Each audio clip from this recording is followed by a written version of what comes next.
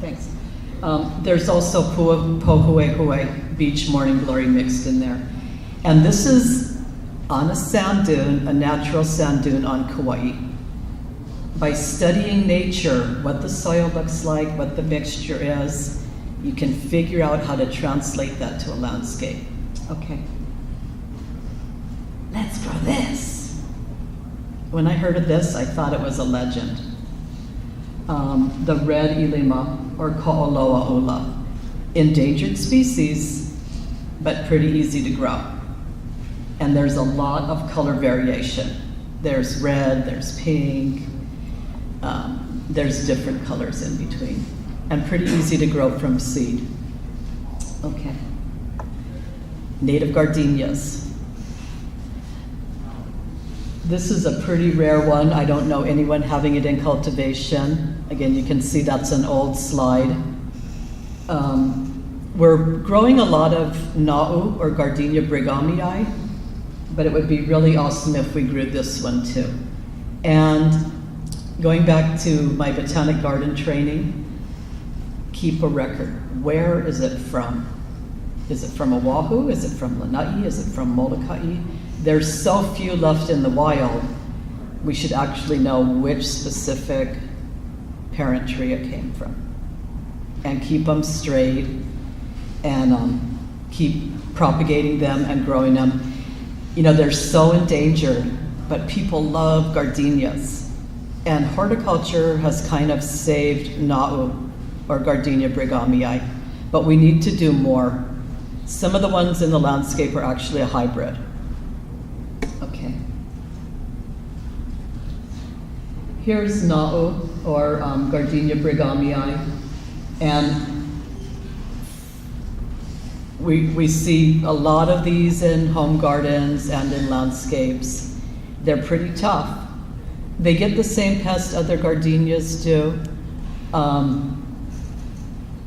but again, it goes back to good soil, well drained, a nice stone mulch or leafy mulch, and keep weed eaters away and so on.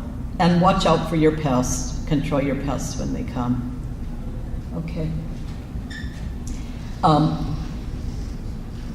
Our native fragrant white hibiscus. We have them native to Molokai, Oahu, and Kauai. But in the trade, and no offense to propagators and nurseries, but there's one type that is easy to grow, and we see too much of that in the landscape, and it's what I call a pest magnet. You can see them, and they set seeds so well, every floral head is infested with mealybugs, and it gives natives a bad name. And if you got to be the one maintaining them, you've got to continually hose them down, deadhead them. The easier way is to grow a better variety, a better species. This is one of my favorites. It's from the Waianae, and we used to call it Hibiscus arnodianus variety parviflora. I think we used to call it that. So it's a 2-day flower, and there's a picture of both days here. It gets a really long stamenocolumn, and it's not that hard to propagate. Okay. Sorry, this one's dark. This is my favorite, Hibiscus waimei from Kauai.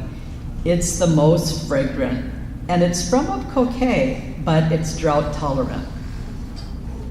And again, the plant didn't read the book, and where did it used to grow? It probably grew way further in the lowlands.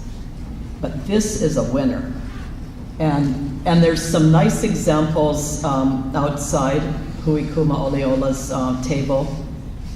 Smell it. This is the one. And it's just my personal favorite. I also have Hibiscus immaculatus, the Molokai white, in my hair. And I picked them as buds this morning, and then they open up. Okay. Again, zone your habitats.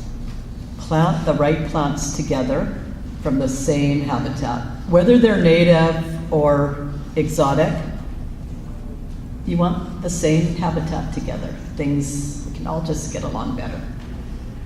And this thing about most natives don't want their roots messed with. If you're always getting in there and cultivating and changing out your ground cover, those kind of things can be a detriment to natives. Again, prep your soil, plant it, do a nice ground cover. It's really nice to protect them in a planter, and then don't mess with it. Don't get in there. And don't use a lot of chemicals and cheap commercial fertilizer. I really like, and I'm always fighting for it in the budget. Leafy mulch is great, but we all know it doesn't last in Hawaii, and you got to keep putting it back. Stone mulch, red cinder, black cinder, coral, even blue rock, all of that makes a really, really attractive and beneficial mulch for natives. And you can do the color to match your planting or give it contrast. Okay. Ma'o, Hawaiian cotton. Pretty easy to grow from seeds, but anybody have it in their landscape? It gets pests after a while, especially again if you throw that cheap nitrogen lawn fertilizer on it. Don't do that. It's not worth it. When you do that, it becomes a pest magnet. Every bug in the book comes and has a luau. So hold off on the fertilizer. Just well-drained soil. Okay. This is Hibiscus rockii from Kauai. And I love this one because it opens up in the morning with a velvety purple center. Really tough. The best I first saw it was at Wailea on Maui, and that was the first native landscape they did. And those guys actually weed-eated it and kept it low like the Wedelia thing, and it would bloom. It was amazing in really harsh condition. This one's at Halikoa, and it was a planter that it was hard to get to, which is good. And then we did chunky red cinder just to like contrast with the velvety center of the hibiscus. Easy to grow this one from seeds or cuttings. Okay. Oh, sorry, dark. This was Willy Willy and Bougainvillea at Bishop Museum. That tree's not there anymore, Erythrina gall was. But it's the time to grow Willy Willy again. We have the predators here. Willy Willy, when you need a tree in your landscape, it's a fabulous tree. And we are running out of water, global warming and all that. We need drought tolerant, and we need trees. And Willy Willy is a winner. Anybody growing Willy Willy? And again, the hapahali thing with Bougainvillea, which is from Brazil. And as you know, that's the cultivar, Miss Manila. Okay. And here's lei Willy Willy. Okay. Our state flower, Ma'ohauhele. Species or variety from all the main islands. Easy to grow from cuttings or seeds. But it's another one, and its very Hawaiian name alludes to the fact, Ma'ohauhele. After a while, it's going to topple over in the wild, and the cutting is going to regrow. So what you do in cultivation, they tend to bloom about February. When they're pau blooming, lace it out, do your proper pruning cuts, save all those cuttings, regrow it. And don't fertilize it. Please don't fertilize it. Mulch it, stone mulch. Okay. Perchardias are native lolu palms. Fabulous, fabulous. All the islands have them. We got tall ones, we got short ones. Something we found out with coconuts, and it holds true with lolu palms too. If you want it to grow fast and gangly, cut everything. Cut every frond, cut every seed, cut every flower. If you want it to stay low and short and compact and save money and be beautiful, don't cut nothing. And this is a beautiful planting designed by Miss Jocelyn Sand in the courtyard at Ho'omalohia. If you want to see a really epic Hapa'auli landscape, go check out what Josh and crew have done. Raise your hand, Josh.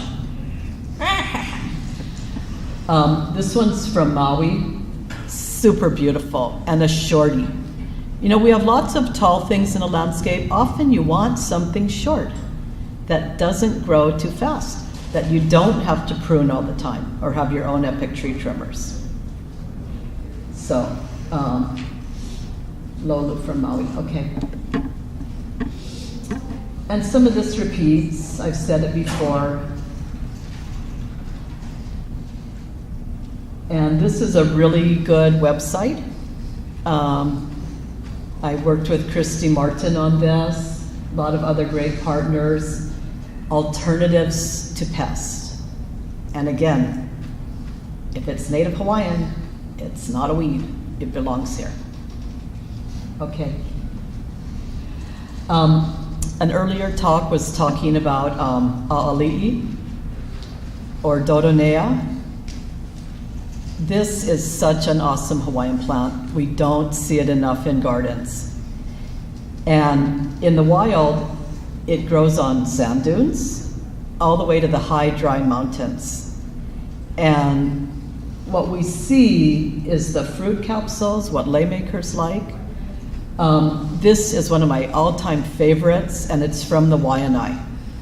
And I don't know how well you can see this one. You know, you can't tell from computer to screen. But it's a really beautiful one, and this is another one like Ohia Lehua. It's best to grow it from seeds. The seeds need a hot water soak to get them going.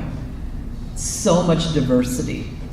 And we used to see quite a bit of it in the landscape, and then we don't, or you see it dying off. And it's always like, as a scientist, why is it dying? What happened? What went wrong that that thing bit the dust? And I think it's going back to soil type, too many chemicals, Shindaiwa burn, and digging up around the roots. So plant it, leave it, take care of it, protect it. Beautiful, beautiful plant. Anyone growing a'ali'i? Okay. Ferns, we all love ferns. I would love to see this one in cultivation more. Kay Lynch has it a bit. If you have a red dirt slope, horrible, eroded, where nothing wants to grow, pala'a really likes it. It likes that kind of soil. It also likes good forest soil, but this is a beautiful, beautiful fern. And you know, when I was first into natives, which is forever, people are like, "Oh, Heidi, why do you like natives? You know it's a weed.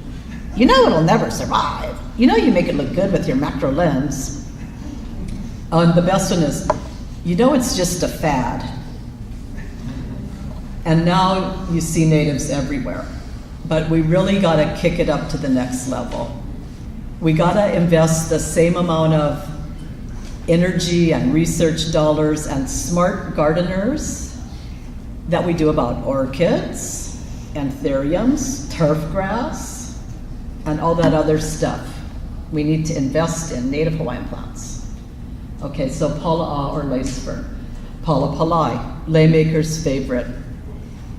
This one, if you grow it at home, plant it by the hose bib.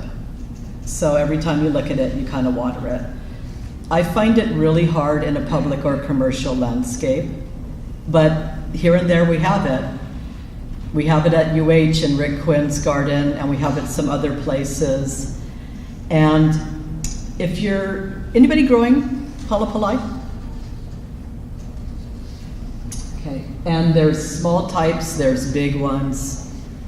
And if you're gonna make a lei of it, and you've grown it, you know how precious it is, and what a gift that lei is, okay? Another beautiful lolu palm. And we call this the silver lolu lelo from Molokai, Prochardia hillebrandtii. Okay. And here again. I don't know if you can see this, but These lower palms have their skirts on. You don't cut off the old fronds. Leave them there. This kind of naturally eliminates the grass under the palm, and it makes it really easy to take a riding lawnmower around it. It doesn't even need weed eating and edging. And then, like, you'll have clients or your boss will come and say, why didn't you cut those off? Oh, you guys are lazy. Trim that off.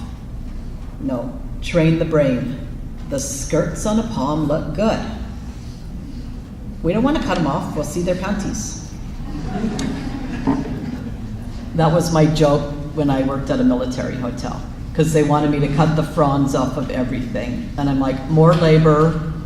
And again, if you leave it on, you're slowing down the growth and keeping it not only shorter, but healthier. And this is really true of coconuts. We need to redo the way we do coconuts in Hawaii. Not native, but I just gotta say. Okay. This was a little technique we developed when my boss told me we had to reduce our budget by 1/3 and how can we save money. One of the labor-intensive things is weed eating around a detailed thing. So we designed this lay planter of color, and it's mixed up natives. I need a pointer, but around the little palm is uki uki, and then around the manele is hibiscus rockii, uki uki, and other things. Some of them are not native too. And we did time and motion labor studies. This saves so much labor, because now you just come with your riding lawnmower and drive right around. You don't need to weed eat. And taking care of a shrub is less labor than mowing and trimming everything. Plus it looks pretty. Okay. And this landscape you can see as you drive along Kalakaua and Saratoga Road. We replaced hazard date palms in a veterans memorial with low, short, cute native Hawaiian lolu palms, Hawaiian manele, and then we mixed it up. We also did silver trumpet tree, drought tolerant, beautiful tree. Okay. Hala. We always knew it as a canoe plant, but it's also native. You don't need to rake up those leaves and throw them away. Rake them up and use them as mulch around the tree. Train your brain and your boss that that's a good look, you're not being lazy, and then share that lauhala with the community. And I don't know if you can see it, I met the neatest lady because she came and asked if she could pick. And I'm like, oh yeah, we share it with all the kupuna. She became my really good friend. She's sitting under there, Mariko. Okay. Oh, sorry, looks dark. But she has a big smile on her face. And papali lauhala she wove out of the lauhala there that would have been thrown away. Okay.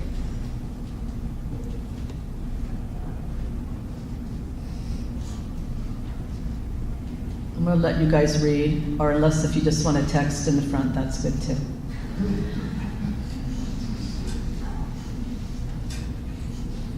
Look at how it looks in the wild. Try to replicate it in your landscape.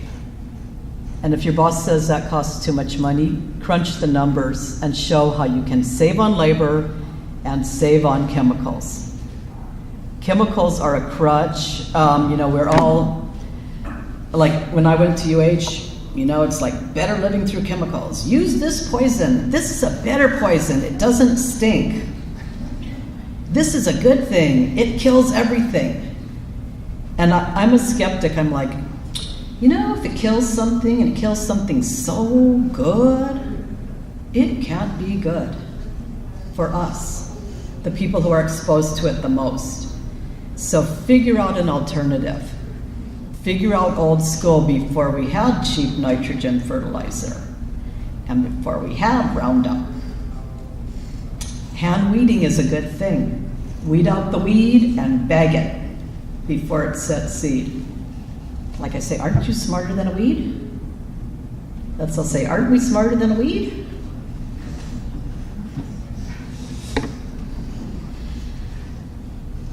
Okay. a really cool fern, Eva fern. And this is pretty salt and drought tolerant. Not common, but there are nurseries that grow it. They also call it the holly fern. Okay. And again, my thing about hapa holly, mix it up. It doesn't have to be all a native garden. I actually get a little tired of the colors in a pure native one. It's too much silver. It needs green and other, play around with your gardens. Have fun with that. And always, again, we're looking for easier maintenance. Grass. If you're not on a golf course, if you don't have a bunch of kids, if you don't have a pet goat, how much grass do you need? Grass is the huge labor, water, the taker in a landscape. We like the look, but is it natural in Hawaii? And one thing we need, like the way they do grasses on the mainland, we don't have a lot of that kind of landscapes yet. We're just starting to do it. But we have a lot of native grasses that we can try. But again, you gotta train your brain. Like we have aki grass at UH, and people complain to me all the time about that. When are you gonna cut it? When are you gonna mow it? Why are there weeds? It's a long story. Okay. And we like trees. And you can read all about trees here. And again, it kind of repeats. But it goes back to the soil. Grass likes a bacterial-based soil. Trees like fungal. So grass right up to trees is not always the best thing for a tree. Back it off at least a little bit and put mulch or other tree protective things. The tree is the valuable plant. Grass is just grass. Okay. I'm sorry, these are dark. This is another mix. Crown flower, A'ali'i and plumeria. And we planted this crown flower. It's such an old-fashioned plant. People thought, wow, you brought butterflies for our wedding. That was so awesome, thank you. All the monarchs, I don't know where they came from, but they descended on this poor plant and were just munching it. You wouldn't think there would be any left in Waikiki, but there were. Okay. Oh, another nice layered Josh planting. Look at how beautiful that is. Because it was done right, you don't need to get in there and weed. All you gotta do is get in there, check the irrigation system that it's still working, if it doesn't rain. Remove a few dead leaves. Other than that, it's a super beautiful hapa holly landscape with minimal maintenance. Okay. This is at the UH Law School. And they designed these really neat planters, layered. It's kind of like a pyramid. And there's a full mix of natives in there. And darn it, this looks so good on the screen. And I don't have a pointer. But there's hapu'u, our native Hawaiian tree fern, tea, and then Lawai fern. And Lawai is not native, despite it having a Hawaiian name. And it's become more and more invasive. In a landscape, it does this. Who has Lawai? Who thinks it's a pain? Rick Barboza was once saying, oh, it's such a pain, it's such a weed, it's such an alien. And at that time, I'm like, no, it's kind of good. I like it for luau's, good decoration. But when it gets too much into your landscape, especially if you do those traditional things, it becomes such a pest, and it's a pain to maintain. When it goes brown and ugly, how do you cut it all and get it away? And the rhizomes come and invade and infest all your good native things. And it is also a pest magnet. Sometimes when it dies off, I find a lot of little scale on it, and the lawai can take it, but it's spreading the pest to everything else. So like some of the next panels that we're gonna be on, we're gonna talk about alternatives. Anybody got a good alternative for Lawai? Okay. All right. Okay, kind of a repeat. Okay. And this is a repeat too. Sorry, this wasn't my real slideshow, but it's a Mac, so, okay.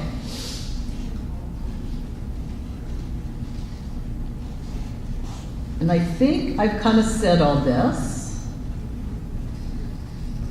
But an important thing is check your automatic irrigation systems. It's just like a battery that doesn't need maintenance. Like, you know, in your car, that when they say it's a zero maintenance battery, I never believed that. You always got to check it.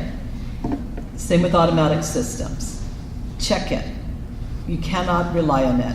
The plant suddenly died. Well, there was a water break there a month ago that we didn't find out until we got the bill from Board of Water Supply. So check it. And I really like digital cameras. You see something you need to take care of or something beautiful, take a picture of it and remind yourself, oh, you gotta go check that automatic irrigation system. Gotta find an alternative to Lawai. Okay. You know, I'm gonna wrap it up there. I think, well, let me see if there's another couple slides. This wasn't really my one. Okay. All right, well, okay.